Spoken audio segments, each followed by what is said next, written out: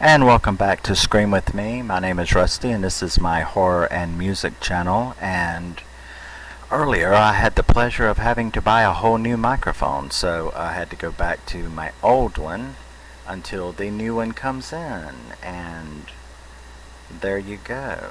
It's funny how the cheaper one lasts longer than the fancy one, so that's kind of interesting when you think about it. But whatever. Tonight I want to talk about, or in this video I want to talk about, a cool little movie that I love called M. Night Shyamalan's Devil. Okay, now a lot of people, like I saw someone in the group Killer Flicks say something about, oh, but that's not an M. Night Shyamalan movie. Yeah, actually it is. Devil was released in 2010. The story, it was written by M. Night Shyamalan, yeah. It was written by M. Night Shyamalan, who then allowed a screenwriter to write the screenplay named Brian Nelson. He wrote the screenplay from the original story by M. Night Shyamalan, and M. Night Shyamalan produced it, and it was directed by Erick Dowdle, or Dowdle. Dowdle? So, I butchered that, but, you know, have an easier sounding name. But, it stars Chris Messina, who is very, which interested me, and I really didn't actually know this until right now, but I just did Birds of Prey, and Chris Messina is Dr. Sass in that. And when I started doing this, or when I pulled it up to do this video, I noticed that, okay, Chris Messina again. So that's kind of interesting coincidence. It also stars Caroline Dhavernas and Bokeem Woodbine and my personal baby doll, Logan Marshall Green. Now, I have been absolutely in love with him since the very first time I ever laid eyes on that pretty motherfucker. And if you don't know him from this, or like off the top of your head, he was in that really spooky cult movie called The Invitation, which I'll do a video on that too. And he was in, he's the dude that got the Upgrade in the sci-fi horror thriller Upgrade. He's the guy that got hurt and got implanted, and well, that's a whole nother video I'll do on that too, because I absolutely love that movie. He's also been in a lot of other stuff, and he is just everything. He is just everything. He is like one of the top 10 finest guys that has ever been in movies, in my opinion, if I made a top 10 list, which I just might do that one day. But yeah, so let's get to this. Devil is the story of what appears to be 5 random people. Chris Messina plays a detective who, at the beginning of the movie, you see a suicide from inside a lobby. You see a body fall and hit a truck, but it causes the truck to roll down the block. So Chris Messina, the detective, is called to the scene, and he manages to figure out that the truck actually came from up there, and that, that's where he figured out the building where the suicide took place was from. In the meantime, while this was going on, you have 5 seemingly random people, or 4 seemingly random people get into a elevator. One's got claustrophobia, another lady, then you have Logan, and then you have an older woman.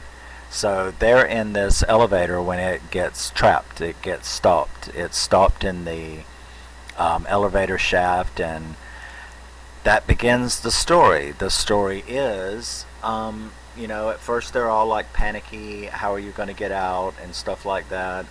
They're all kind of suspicious of each other for no real apparent reason, I guess, other than people these days, anytime you're in close quarters with anybody, you're suspicious of them. I don't know. But it doesn't take long before the story starts turning, and that is all efforts, which should be a simple problem, but all efforts to get them out isn't working, you know. And that's the first time you start noticing that something's weird, is that this should be a really simple problem, and yet they're having a very difficult time. The normal emergency procedures aren't working, and anything that they try is interrupted with, you know, and stopped. Now there is one, you know, worker who's monitoring the situation, who puts together the fact that there was a suicide and these people, and he starts talking about some mythological story about basically an evil entity, and this is what the devil does. He, you know, a suicide sets it off, then the people are gathered together and the devil takes their souls. Well, it doesn't take too long before that kind of starts happening. First the girl, you know, the power starts shutting off and coming back on, and it seems like every time the power shuts off, something worse happens. And I think the first real bad thing is the girl, she's actually looks like she's been bitten across the back. And, you know, how the hell is that going to happen? So it goes on from there. Several of the people are killed. And this whole time, they're making it very clear that the devil is loose in this elevator, and it's obviously, or supposedly, one of them. So who is it, you know? What I really liked about this movie is that every time you thought you knew who it wasn't. And they did really, really good in keeping the mystery going, and that's what a movie like this is supposed to do. It is a mystery.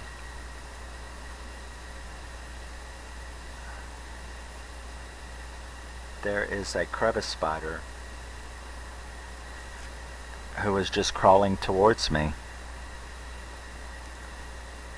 They're almost blind. They're harmless, but still they're big and ugly. And anyway, that kind of freaked me out. You know, it almost seems like the devil does not want me to do this video. I don't understand. But, so, yeah, where was I? That kind of freaked me out.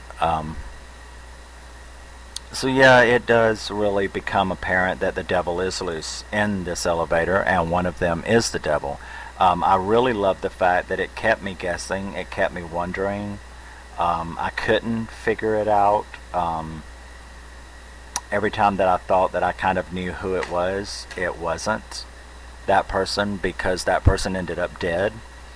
When it finally gets down to the last two of them, the detective has sort of started believing this. Now, one of the things that you find out as this goes along is that indeed what that guy was saying, the operator, it does seem to be true, because you start finding out as the movie goes along that these people are shady. Each and every one of them seems to be shady. They're not innocent. There's something going on with each one of them. They seem to have dark secrets behind them, and when you find out what they all are, they're not even really that bad, which, you know, I mean, there's no serial killer in the elevator. These aren't like super bad crimes. They're, how would you say it, a con man, a whore who uses men, a bitch,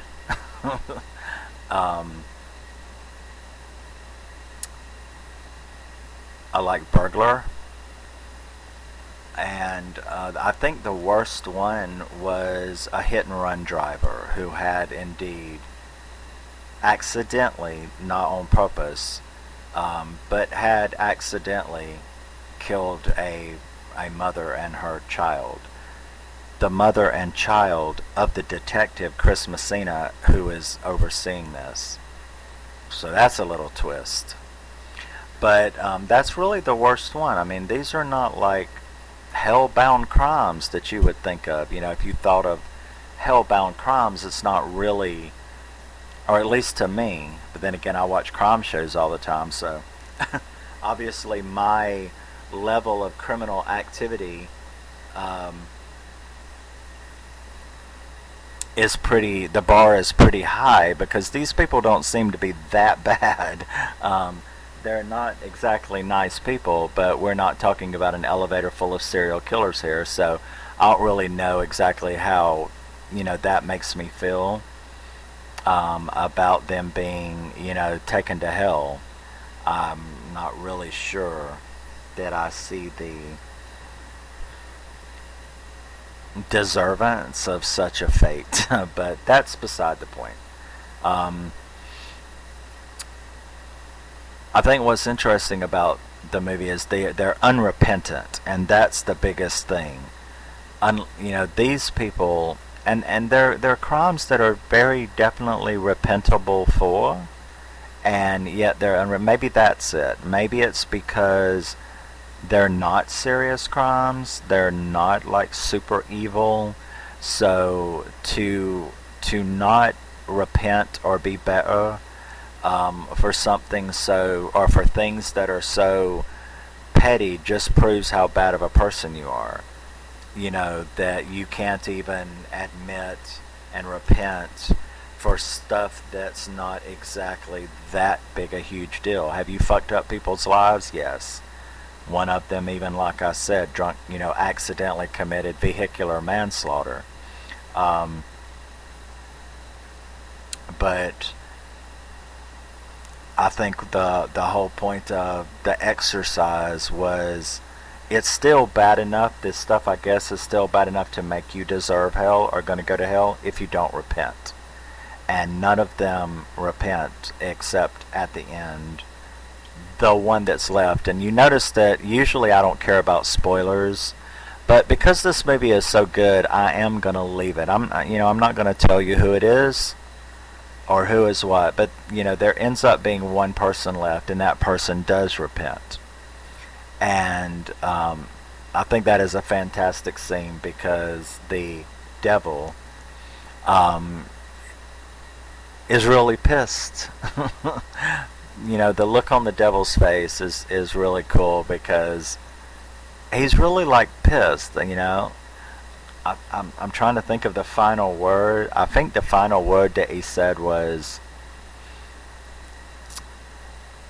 "Well, damn." Because, yeah, that was his final words. I think it was like, "Well, damn. And I really, really wanted you." So, I thought that was really cool. So, like I said, I do consider this an M. Night Shyamalan movie. The acting is great. I can't believe that they kept you so interested and so enamored and focused with such a small cast and in such a tight location. I mean, I'm not an elevator person myself. When my family lived in a condo in Pinnacle Port, me and my uncle, who was a couple years younger than me, um, we were at the penthouse, and we were in the elevator, and we mashed all the buttons, but I don't think that's what caused it. I think it was a coincidence, but the cable broke, and we went down 12 floors. And it was the weirdest feeling ever in my life because that was long enough to experience weightlessness, and that was cool. Granted, it only took, 20 seconds. But we rose up off the floor and were like floating in midair. And that was pretty, I don't think I'll ever forget that feeling of weightlessness. I think that's probably the only time you can feel that, right? Unless you go up in a plane and do that space thing. But it was a very weird feeling to be weightless in the air, especially long enough to experience it. But thankfully, the safety catch caught the elevator, there's like a safety mechanisms at the bottom for such an event, obviously, and it didn't hurt us. The floor hurt. The floor came up and hurt when we hit, but it cushioned the fall. It's like some kind of springs or something. I don't know what it was. But our little asses didn't ride those elevators anymore playing with the buttons, I can tell you that. But for them to keep me so enamored during this movie in such a tight space was very good direction, very good cinematography.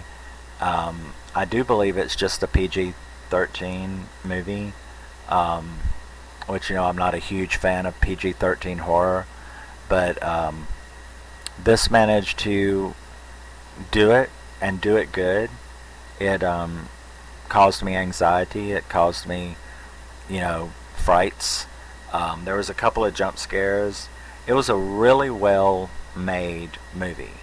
Now, had M. Night directed it, would it have been one of his screw-ups, you know? Because M. Night is so strange. I love every one of M. Night's movies except Lady in the Water, which I threw away. I hated that movie so bad.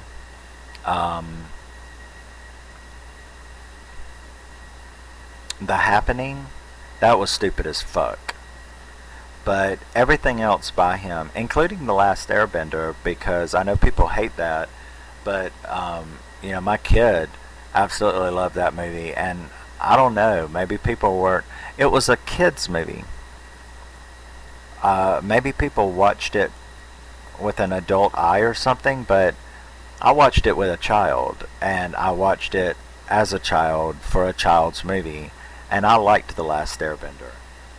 I didn't see any problem with it. It wasn't no masterpiece, but it wasn't anything horrid either, so I don't really see the problem with it. But I love The Village, I love Unbreakable, and The Sixth Sense, Split. I mean, they're all some of my favorite movies of all time. So I'm not a big M. Night hater, but at the same time, sometimes I've wanted to slap the hell out of him, you know, kind of going, what the fuck are you doing? How can you make such wonderful, groundbreaking movies and then make such absolute garbage shit like Lady in the Water? I don't know. And I've heard mixed reviews about Old, so I don't know. I haven't seen it. But because of the reviews, I don't have high hopes about it. We'll see. But in any event, 2010's Devil, with Logan Marshall Green and Chris Messina. I really, really love this movie. I'm very glad to have it in my collection. And if you haven't seen it, you should see it. And gaze upon... Chris Messina's pretty fine too now. But in this movie. And I did kind of want to slap him around in Birds of Prey, but Chris Messina's really cute in this movie, but nothing compares to Logan Marshall Green. So hey, you get an hour and a half of watching Logan, so you can't go wrong with that in any event. But there you go, 2010's Devil. I really, really loved it, and you should check it out. And I will see you in the next one. And love you, miss you, bye. And hope that you check this movie out. I love it, and I'm very glad to have it. Later.